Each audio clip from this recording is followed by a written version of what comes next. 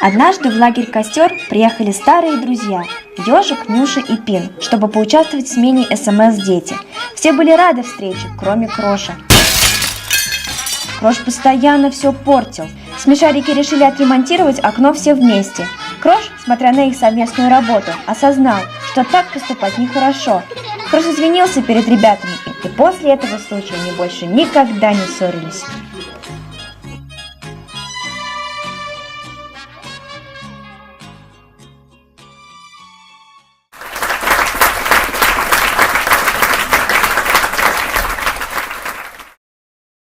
И сегодня на поле встречаются команды из России, Японии, Германии, Украины, Франции, Египта и Италии.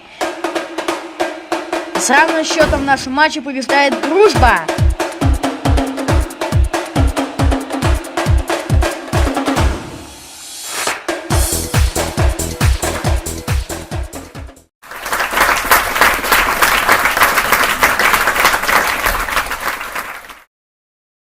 Однажды в ветреный день лепестки цветка дружбы разлетелись. Обитатели стран и континентов объединились, чтобы восстановить символ дружбы. Медведь из России, панда из Азии, жираф из Африки, индийский слон, пингвин из Антарктиды.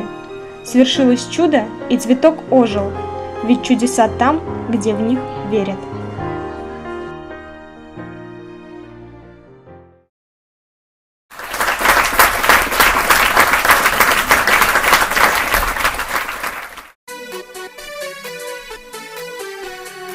Ой, помогите! Sorry, I don't understand you. Эй, Татарстанга кел, бүтін тілерді үйренерсің. Да, приезжайте в наш дружный Татарстан.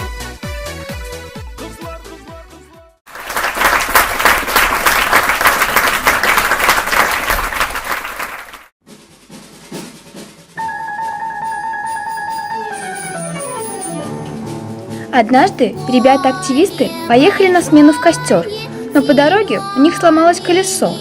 Хорошо, что среди нас есть лидеры, которые помогут в любой ситуации, и ребята успешно соберутся на СМС-смене.